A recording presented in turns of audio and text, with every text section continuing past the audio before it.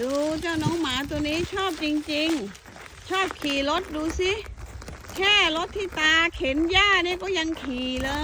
ยไหนดูหน้าหน่อยสิดูสิดูหน้าเจ้าน้องหมาชอบขี่รถดูสิเนี่ยดูแค่ตรงนี้ก็ยังขี่เลยโอ้โห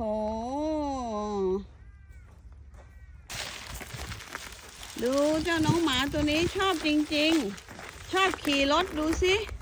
แค่รถที่ตาเข็นหญ้าเนี่ยก็ยังขี่เลยไหนดูหน้าหน่อยสิดูสิดูหน้าเจ้าน้องหมาชอบขี่รถดูสิเนี่ยดูแค่ตรงนี้ก็ยังขี่เลย